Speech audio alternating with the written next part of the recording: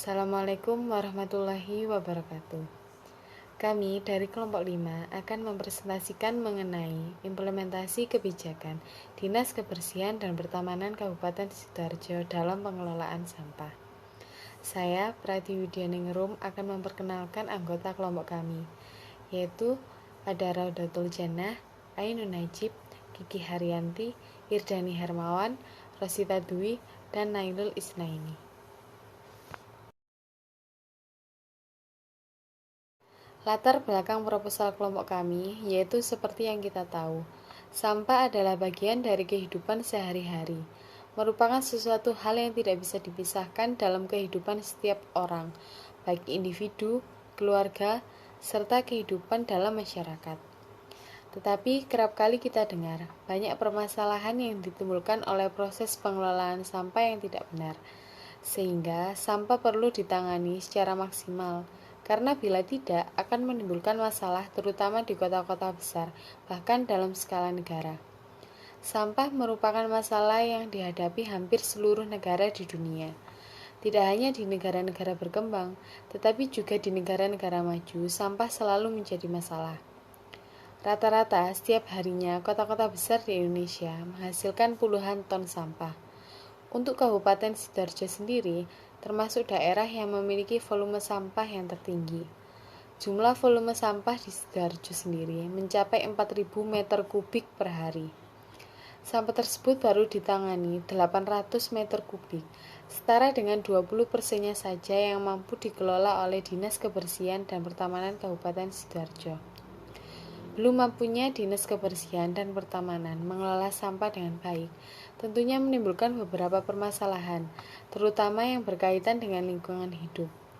Hal tersebut tentunya memerlukan peran dari pemerintah Kabupaten Sidoarjo, khususnya Dinas Kebersihan dan Pertamanan Kabupaten Sidoarjo, untuk mengelola sampah. Kabupaten Sidoarjo saat ini sudah menjadi kawasan industri. Dengan banyaknya kawasan industri di Sidoarjo berimplikasi pada peningkatan jumlah penduduk. Assalamualaikum warahmatullahi wabarakatuh. Saya Nailul Isnaini akan melanjutkan slide selanjutnya, yaitu rumusan masalah. Dengan latar belakang tersebut di atas, perlu diidentifikasi permasalahan secara garis besar yang selanjutnya menjadi acuan penelitian ini, sehingga demikian rumusan masalah yang ada yaitu 1. Bagaimana kinerja Dinas Kebersihan dan Pertamanan Kabupaten Sidoarjo dalam pengelolaan sampah. Yang kedua yaitu faktor-faktor apakah yang mempengaruhi kinerja Dinas Kebersihan dan Pertamanan Kabupaten Sidoarjo serta kesadaran masyarakat dalam menangani dan mengelola sampah. Yang ketiga yaitu bagaimana kebijakan penegakan hukum di Kabupaten Sidoarjo dalam membuang sampah sembarangan. Selanjutnya yaitu tujuan penelitian. 1. Mengetahui bagaimana kinerja Dinas Kebersihan dan Pertamanan Kabupaten Sidoarjo dalam mengelola sampah. Yang kedua yaitu mengetahui faktor apa saja yang mempengaruhi kinerja Dinas Kebersihan dan Pertamanan Kabupaten Sidoarjo dalam pengelolaan sampah.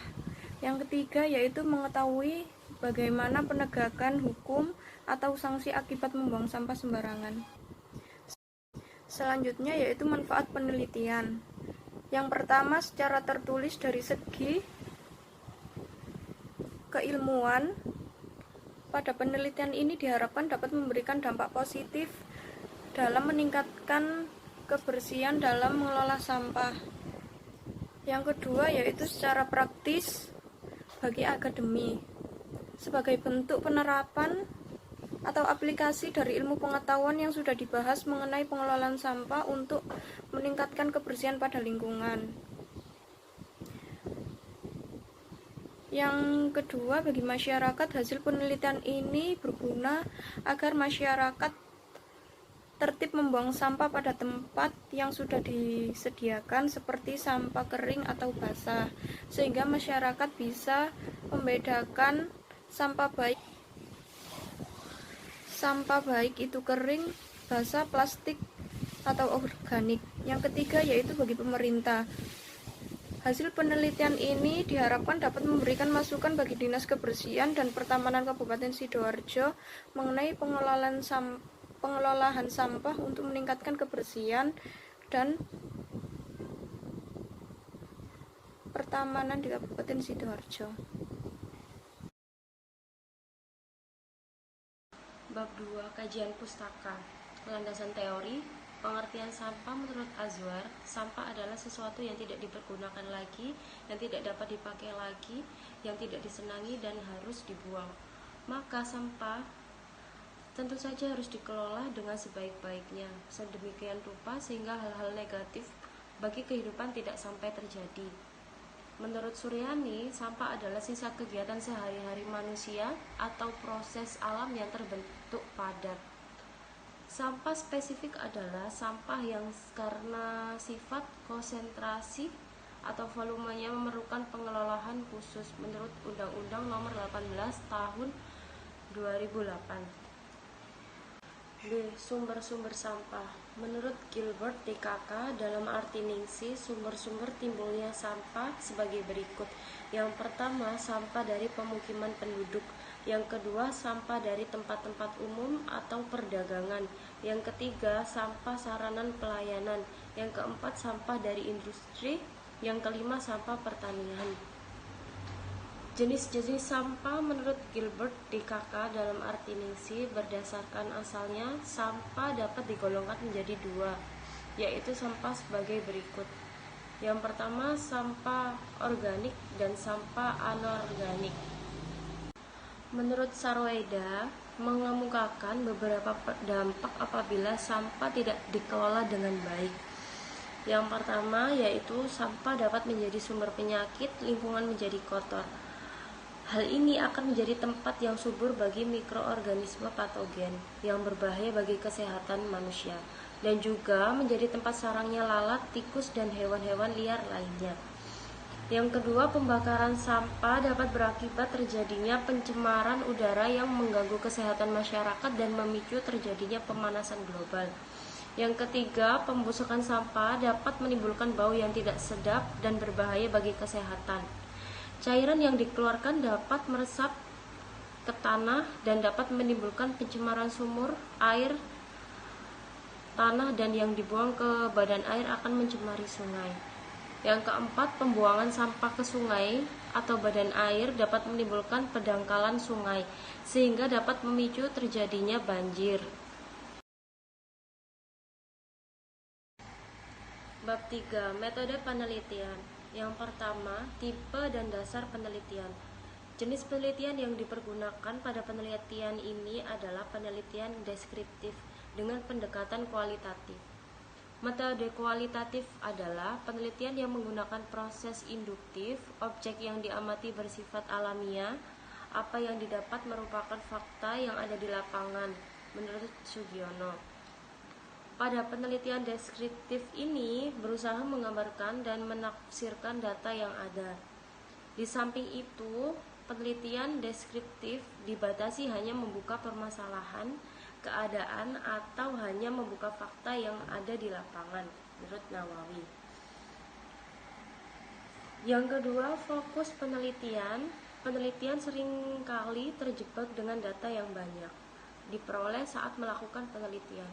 Oleh karena itu, peranan penting dalam mengarahkan penelitian dipegang oleh fokus penelitian. Moleong 2011, penelitian akan dapat memilah-milah data dikarenakan kemantapan seseorang peneliti dalam menempatkan fokus penelitian, sehingga peneliti tidak melebar. Fokus dalam penelitian ini adalah yang pertama, analisis SWOT, Dinas Kebersihan Pertamanan Kabupaten Sidoarjo dalam pengelolaan sampah. Yang kedua, analisis kekuatan. Yang ketiga, analisis kelemahan. Yang keempat, analisis peluang. Yang kelima, analisis ancaman. Strategi Dinas Kebersihan dan Pertamanan Kabupaten Sidoarjo dalam pengelolaan sampah. Yang pertama yaitu corporate strategi. Yang kedua, program strategi. Yang ketiga, resource support strategi. Yang keempat, institusional strategi. Selanjutnya, kondisi kolaborasi yang dilakukan Dinas Kebersihan dan Pertamanan Kabupaten Sidoarjo dalam pengelolaan sampah yaitu 1. Dialog antarmuka atau face to face dialog. Kedua, membangun kepercayaan atau trust building. Ketiga, komitmen pada proses atau komitmen to the process. Keempat, pemahaman bersama atau shared understanding. Kelima, dampak sementara atau intermediate outcomes. 3.3 Lokasi penelitian. Lokasi penelitian yaitu titik lokasi penelitian terutamanya untuk mengamati fenomena atau peristiwa yang sebenarnya terjadi sehingga bisa mendapatkan data-data penelitian meyakinkan dari objek yang diteliti. Lokasi dalam penelitian ini dilakukan di Dinas Kebersihan dan Pertamanan Kabupaten Sidoarjo. Lokasi ini dipilih sebagai lokasi penelitian karena Dinas Kebersihan dan Pertamanan Kabupaten Sidoarjo memiliki tugas pokok dan fungsi serta tanggung jawab atas potensi mengelola sampah yang ada di Kabupaten Sidoarjo. 3.4 Teknik penentuan informan. Informan penelitian adalah seseorang yang memberikan informasi kepada peneliti tentang kondisi latar belakang peneliti untuk menggali informasi terkait dengan pokok permasalahan peneliti menggunakan informan dan orang-orang yang dapat memberi informasi dan menganggap bisa memahami serta membantu dalam penelitian ini. Pemilihan informan dapat didasarkan pada 2 aspek, yaitu teori dan praduga. Yang keduanya berlandaskan pada kedalaman pemahaman atau pengalaman dari responden atau informan,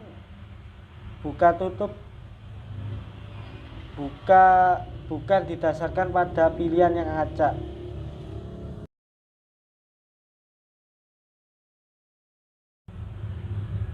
Selanjutnya, tabel penentuan informan. Berikut adalah daftar informan yang akan diwawancarai oleh peneliti. 1. Jabatan Kepala Dinas Kebersihan dan Pertamanan Kabupaten Sidoarjo sebagai informan berjumlah 1 orang. 2. Kepala Bidang Dinas Kebersihan dan Pertamanan Kabupaten Sidoarjo sebagai informan berjumlah 1 orang. Ketiga, Kepala Seksi Dinas Kebersihan dan Pertamanan Kabupaten Sidoarjo sebagai informan berjumlah 1 orang. 4. Camat Kecamatan Sidoarjo sebagai informan berjumlah 1 orang. 5. Warga masyarakat Kabupaten Sidoarjo sebagai informan berjumlah 1 orang. 6. Petugas kebersihan Kabupaten Sidoarjo sebagai informan berjumlah 1 orang. Di slide selanjutnya 3.5 ada teknik pengumpulan data. Penelitian ini menggunakan metode penelitian kualitatif dengan penelitian yang bersifat deskriptif, yakni menggambarkan kebijakan kinerja Dinas Kebersihan dan Pertamanan Kabupaten Sidoarjo dalam pengelolaan sampah. Teknik pengumpulan data yang digunakan dalam penelitian ini yaitu yang pertama teknik wawancara atau interview, yang kedua teknik observasi atau pengamatan, dan yang ketiga ada teknik dokumentasi. Di 3.6 ada sumber data. Informasi atas data dapat dibedakan berdasarkan sumbernya. Menurut Sugiono, terdiri dari yang pertama data primer. Data primer adalah data utama yang didapat dari seseorang atau sumber yang berhubungan dengan penelitian. Data primer berupa data-data dari key informant. Dan yang kedua ada data sekunder. Data sekunder yaitu data yang sudah tersedia sumber yang tidak langsung, misalnya lewat orang lain atau lewat dokumen. Di 3.7 ada teknik penganalisisan data. Ada 3 rangkaian cara dalam proses analisis data kualitatif, yaitu reduksi data, penyajian data, dan penarikan kesimpulan atau verifikasi. Pada proses analisis, ketiga alur kegiatan dapat terjadi pada waktu yang bersamaan. Format penyajian data guna penarikan kesimpulan juga dapat dilakukan saat reduksi data. Yang pertama, reduksi data merupakan bagian dari analisis. Yang kedua, kegiatan analisis adalah penyajian data. Dan yang ketiga, membuat penarikan kesimpulan dan verifikasi. Penelitian kualitatif ini pada dasarnya mengambil ketiga alat analisis kualitatif tersebut, namun penggunaannya menyesuaikan kondisi di lapangan. Dalam konteks terapan, penelitian ini lebih banyak mengembangkan dan mendeskripsikan mengenai kejadian yang berkaitan dengan objek penelitian. Deskriptif kualitatif akan lebih banyak dipergunakan.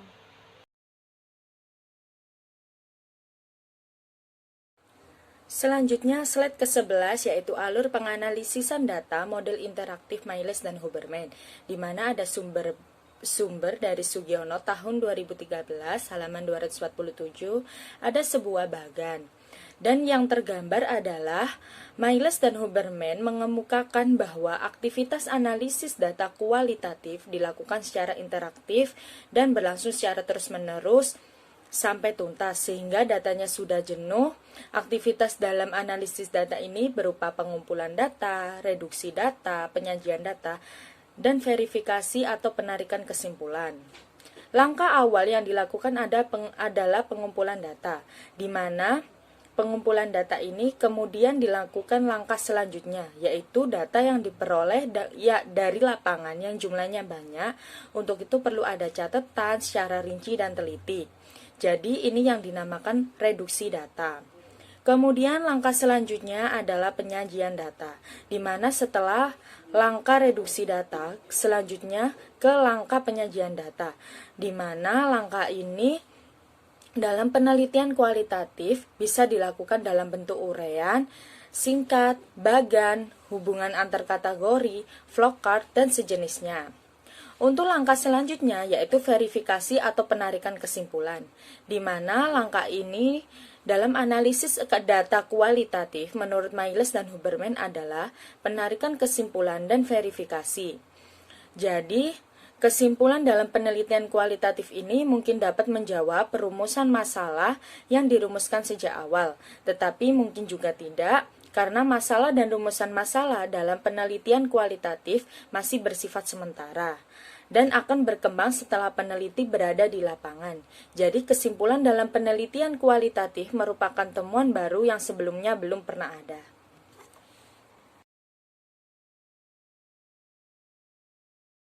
Selanjutnya, slide ke-12 yaitu alur kerangka penelitian, di mana ada sebuah gambar alur kerangka penelitian yang terkait dengan judul penelitian kami. Jadi kita membahas permasalahan yang diselesaikan oleh dasar hukum, teori, kemudian metode penelitiannya, jenis penelitian, teknik pengumpulan data, dan analisis data. Dan yang terakhir, hasil yang diharapkan. Untuk yang pertama yaitu permasalahan, di mana ada 3 permasalahan yang akan kami bahas.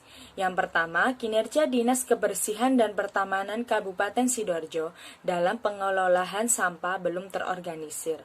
Yang kedua, faktor-faktor yang mempengaruhi kinerja Dinas Kebersihan dan Pertamanan Kabupaten Sidoarjo serta kesadaran masyarakat dalam menangani dan pengelolaan sampah. Dan yang ketiga, kebijakan penegakan hukum di Kabupaten Sidoarjo dalam membuang sampah sembarangan yang belum tegas. Kemudian dasar hukumnya mengikuti suatu Undang-Undang Nomor 18 Tahun 2008 tentang pengelolaan sampah dalam pasal 1. Teorinya menganut teori manajemen menurut Henry Fayol, 2. Teori strategi menurut Misberg, dan ketiga, teori manajemen strategi menurut Heaney. Yang keempat, partisipasi masyarakat menurut Cohen dan Uphoff. Yang kelima, partisipasi dikemukakan oleh Conyers. Dan yang keenam, analisis SWOT menurut Higgins dalam Saluso. Kemudian metode penelitiannya ada jenis penelitian. Kami mengambil deskriptif kualitatif. Ada teknik pengumpulan data, kami mengambil wawancara, observasi, dan dokumentasi. Dan yang ketiga, analisis data. Kami mengambil reduksi data, analisis data, dan penyajian data. Kemudian hasil yang terakhir yaitu hasil yang diharapkan. Jadi yang pertama, analisis SWOT Dinas Kebersihan dan Pertamanan Kabupaten Sidoarjo dalam pengelolaan sampah. Kedua, kinerja Dinas Kebersihan dan Pertamanan Kabupaten Sidoarjo dalam pengelolaan sampah dapat terorganisir. Dan yang ketiga, faktor-faktor yang mempengaruhi kinerja Dinas Kebersihan dan Pertamanan Kabupaten Sidoarjo serta kesadaran masyarakat dalam menangani dan pengelolaan sampah.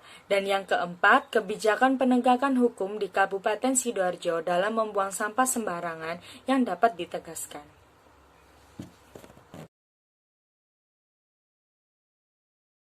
Inilah beberapa daftar pustaka atau referensinya. Sekian dari kelompok 5. Apabila ada salah kata, kami mohon maaf yang sebesar-besarnya. Wassalamualaikum warahmatullahi wabarakatuh.